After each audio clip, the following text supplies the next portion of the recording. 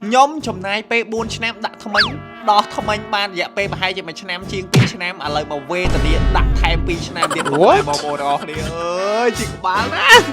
ហើយដូចយើង confirm លោកមុនចឹងបាទជាត្រូវដាំស្រូវ4គ្រាប់បាទ4នេះគ្រាប់4ខាង2ឬខាងក្រោយ2ដើម្បីសារអីដែលសារយើងហាក់ដាំខាងក្រោយនេះដើម្បីទីថ្មិញទៅខាងក្រោយតែសារយើងអស់ថ្មិញដកអីតែយើងដកគ្រាប់អស់ថ្មិញដកស្អាតទេបងប្អូននិយាយមែនបងប្អូនបើដឹងថាដាក់ប្រេសវិញស្អាតអញ្ចឹងដាក់យូរហើ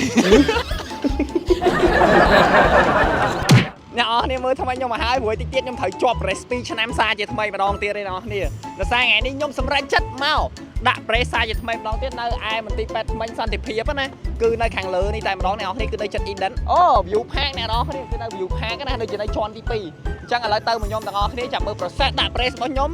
យ៉ាងមិនដែរហើយអ្នកនរគ្នាក៏សួរខ្ញុំថាកើតថៃបានទៅត្រូវដាក់ថ្មិញម្ដងទៀតបាទគឺដោយសារតែថ្មិញខ្ញុំរៀងជើយមកមុខបងប្អូនអ្នកនរគ្នាបើសិនជាយើងមើលពីរៀងចំហៀងទៅគឺបងប្អូនអ្នកនរគ្នានឹងឃើញអាក្អប់ថ្មិញរបស់ខ្ញុំហ្នឹងរៀងជើយមកមុខបន្តិចណាអញ្ចឹងខ្ញុំអត់ស្រឡាញ់អាហ្នឹងអញ្ចឹងដោយសារតែខ្ញុំបានពិភាក្សាមួយអ្នកគ្រូទៅខ្ញុំគិតថាវាអាចចូលបានច្រើនជាងហ្នឹងទៀតក៏ខ្ញុំសម្រេចចិត្តក្នុងការដាក់ spray ហ្នឹងម្ដងទៀតទៅ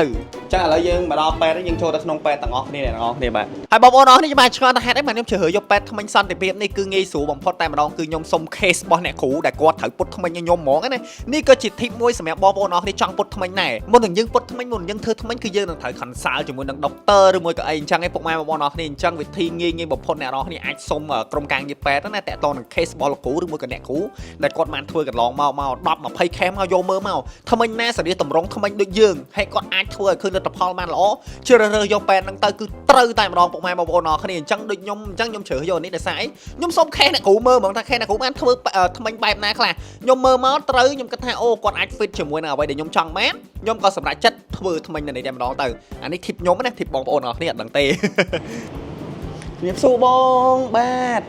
ជំរាបសួរបងអញអញ្ជើញទៅលេងទីអូខេអរគុណបងអរគុណចូលពេទ្យឬពេទ្យភ័យប្រោយបន្ទាប់មកទៀតខ្ញុំក៏ចូលទៅប្រឹក្សាជាមួយអ្នកគ្រូណានៅពេលដែលយើងថត X-ray រួចអីរួចនឹងអ្នកទាំងអស់គ្នានៅពេលដែលនិយាយអ្នកគ្រូថាយើងត្រូវដាំ screw 4គ្រាប់ផ្កាខូចហើយដូចយើង confirm លោកមុនចឹងបាទជាត្រូវដាំស្រូវ4គ្រាប់បាទ4នេះគ្រាប់ខាង2ឬខាងក្រោយ2ដើម្បីសារអីដែលសារយើងហាក់ដាំខាងក្រោយនេះដើម្បីទីថ្មិញនេះទៅខាងក្រោយ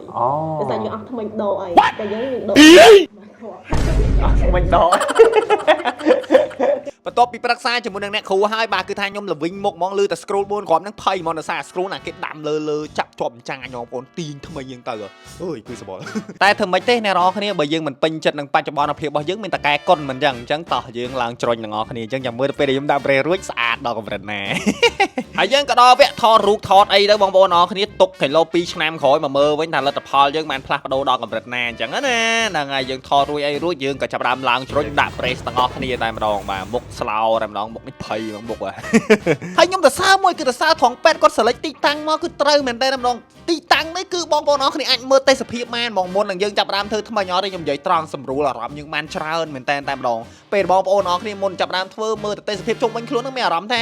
relax ហើយធ្វើឲ្យយើង feel comfort ហ្មងវា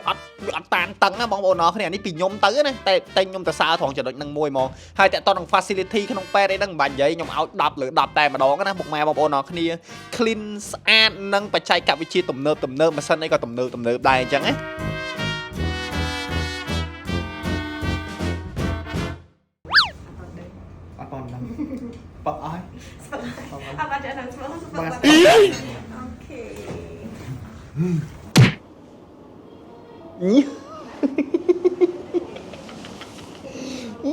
គាត់ first impression ឃើញកញ្ចក់ហ្នឹងគឺសប្បាយចិត្តយកបារម្ភមានអារម្មណ៍ថាស្អាតជាងមុនណាបងប្អូនអរគ្នានេះនិយាយតាមត្រង់ពីខ្ញុំទៅណាហើយខ្ញុំប្លែកមែនតើនៅពេលដែលខ្ញុំដាក់ប្រេសជើងទី2នេះគឺអត់ឈឺ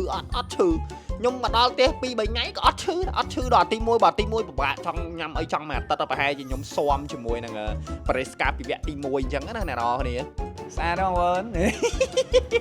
ខ្លាចទៅជាបរិសុទ្ធថ្មីដីសាយថ្មីម្ដងទៀតឯអ្នកនរគ្នាអញ្ចឹងអរគុណទៅដល់មន្ទីរពេទ្យសន្តិភាពមែនតែនដែលបានដាក់ប្រេសខ្ញុំសារជាថ្មីណាហើយអញ្ចឹងបើសិនជាពុកម៉ែបងប្អូនអរគ្នាកំពុងតែមានបញ្ហាមាត់ថ្មិញខូចឬមួយក៏ចង់ដាក់ប្រេសដាក់អីពុកម៉ែបងប្អូនអរគ្នាអាចជឿទុកចិត្តទៅលើមន្ទីរពេទ្យថ្មិញសន្តិភាពបានគឺនៅឯ